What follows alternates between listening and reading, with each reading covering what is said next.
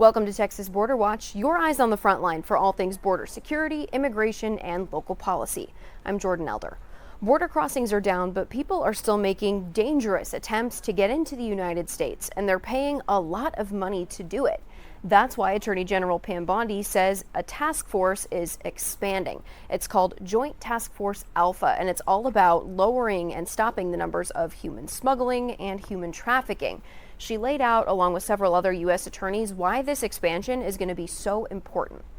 The cost of human smuggling is huge.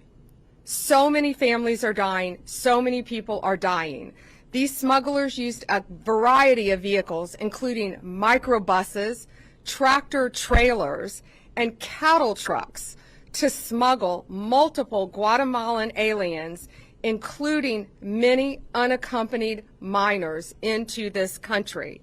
In the Western District of Texas, where Justin Simmons is our U.S. attorney, we just this week charged 4 defendants with their role in a deplorable scheme smuggling unaccompanied children into the United States from Mexico. These monsters behind the operation drugged unaccompanied children coming into our country, giving them THC so they would be asleep when passing through customs. We are now expanding Joint Task Force Alpha. It has 5 steps. We will now cover, the task force will now cover our northern border in Canada, of course, and all of our maritime borders. Our incredible partner again at DHS, Kristi Noem, and I are expanding this to include our DEA, ATF, and FBI agents to this task force to give us even more manpower. We will receive more resources to prosecute these cases, and key figures in cartel, human trafficking, and transnational criminals. We will strengthen our collaboration with foreign law enforcement throughout this world to protect not only their citizens but ours, and return these criminals to American soil for prosecution. I want to show you some testimony from the U.S. attorneys in the Southern District and Western District of Texas. They lay out some really concerning cases of human smuggling and trafficking that they've been prosecuting recently. And make no mistake, it is indeed an industry. Human beings are treated like commodities, stacked like cordwood in dangerous and sometimes deadly conditions. All it takes is one faulty air conditioner or one wrong turn of the steering wheel to turn a smuggling run into a mass casualty event. The saddest example of this is the 2021 smuggling crash in Chiapas, Mexico, where a tractor trailer carrying 160 people overturned, costing the lives of 50, including children, and injuring more than 100 others.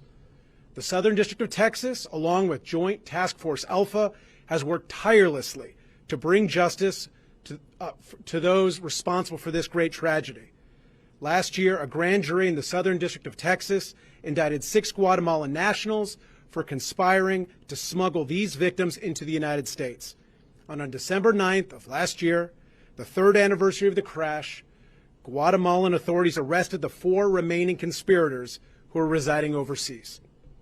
I'm pleased to announce today that 3 of these alleged conspirators have just been extradited to the United States and are making their initial appearance today in Laredo, Texas, with a 4th defendant on the way. I am grateful to our Guatemalan partners for their assistance in delivering these defendants to us so that these accused smugglers can learn a little bit about what Texas justice looks like. You know, Juarez, Mexico is right across the border from El Paso, Texas, and for years, Juarez has been plagued by violence, kidnapping, and murder. Cartels have been warring over that area for decades because it's a key route for trafficking drugs and smuggling humans into the United States. These cartels have no bottom. There is no limiting principle on how low they will go to enrich themselves. We saw an example of this recently in a case where a woman named Susana Guardian ran an alien smuggling organization out of Juarez. She worked with her husband Daniel, her daughter Diane, and Diane's husband Manuel Valenzuela to smuggle children from Mexico into the United States. Basically, what she would do was contact U.S. drivers who would come across and pick up these children and then take them back across the border. Prior to being picked up, Susanna would prep these children by sometimes telling them what to say when they got to the POE, the port of entry, or a checkpoint. Other times she would give them THC gummies, as General Bondi said, to calm them and keep them compliant throughout the process. In this particular case, the children that were given the THC gummies were 12, 9, 3, and 2. When CBP recognized when they were trying to cross with this group of children that something wasn't right, they saw it, they realized those children needed some kind of medical treatment. They got a couple of them to the hospital to receive that treatment. They were later diagnosed with THC poisoning. As U.S. Attorney Ganji said, as General Bondi said, these cartels, these organizations do not care about you or your children when moving them across the border. So we're really happy that we were able to get arrest warrants this weekend and get at least 2 of these individuals, Diane and Manuel Valenzuela, off the street. The 2 other individuals, Susanna and Daniel Guadian, are still at large, but we will do everything we can to bring them to justice as well. And some background for you on Joint Task Force Alpha. It was launched in June of 2021 by former Attorney General Merrick Garland, and it's been slowly growing to other territories ever since. Again, this latest update, it'll now cover parts of the northern border and the maritime border of the United States. We've already told you about the new plan to paint the entire southern border wall black. This is at the president's request, and he said that by doing that, it's going to make the wall hotter and harder to climb, and that it could also help prevent rust. We told you last time that we sent the Department of Homeland Security and CBP several questions about how this is going to work, and we got some responses, so I wanted to bring those to you. Just as a reminder, we asked, is that funding allocated as part of the overall spending package that includes funds for border barriers, or is the money to paint the wall going to come from somewhere else? We also asked who is going to be painting the wall and what the timeline is to get this project accomplished, because again, there's miles of border wall at the southern border. So here is the response that we got. With the OBBB, which is the One Big Beautiful Bill Congressional Funding Package, if you're unfamiliar, we will be able to finish the border wall system started under President Trump's first term. Due to an active procurement process to finish the wall, it would be irresponsible to the American taxpayer to release the numbers, as it may impact future bids. So the translation here is, they're not going to tell us exactly how much it could cost to paint the entire border wall. The statement goes on to say, the One Big Beautiful Bill Act includes $46.5 billion for border barrier system construction. Black paint is considered an attribute of the border barrier system.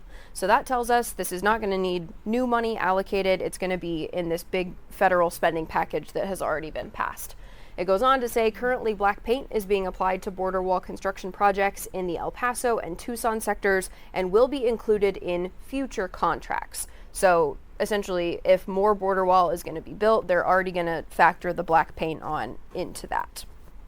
We did not get any response about what the overall timeline of this project is going to be, but some answers to those questions, so we wanted to bring those to you. Here in Texas, commercial truck drivers are now going to be taking a sort of English test. There is a push for this all across the country. It started with this executive order in April 2025 from President Trump, and essentially it said that America is not enforcing requirements for truck drivers to be proficient in English. It says, quote, drivers need to provide feedback to their employers and customers and receive related directions in English. It also lists the need to understand highway traffic signs, signals, and respond to official inquiries. So Transportation Secretary Sean Duffy was giving comments about this recently, and he actually pointed out a few states that the federal government feels is not actively enforcing these requirements, and he put out a warning for them. We've identified several states that have not been in compliance.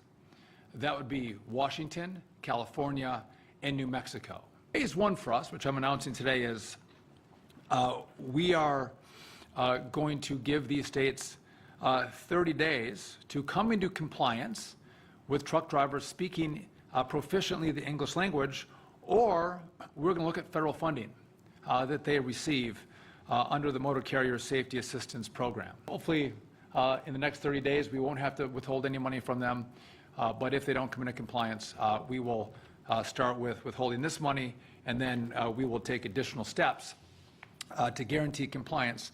And this is not, just to be clear, this is not just about saying we have some obscure rule that we want them to comply with, that truck drivers speak English. This is about keeping people safe on the road. Your families, your kids, your spouses, your loved ones, your friends, we all use the roadway.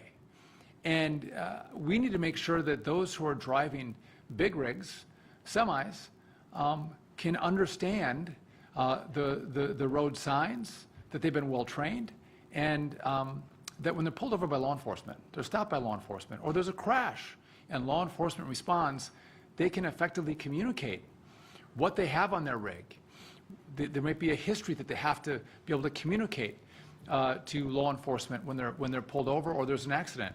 The state of Texas is doing their own crackdown on this. Governor Greg Abbott recently ordered Texas DPS to do zero-tolerance language checks on all commercial truck drivers. And the Texas Trucking Association has said that they're on board with this to promote safety. Critics of this, though, say enforcing these requirements could make labor shortages worse, leading to a shortage of truck drivers. And they've also brought up exactly how this enforcement is going to work. Could it be subjective if different people have different ideas of what is proficient in English? So we've reached out to Texas DPS for more information on how all of this is going to work. But this is already in effect here in Texas, especially as drivers come in and out of Mexico. That's all for this week's Texas Border Watch. You can read more in depth on any of these stories over on news4sanantonio.com or on foxsanantonio.com. We'll be back with all your headlines next week.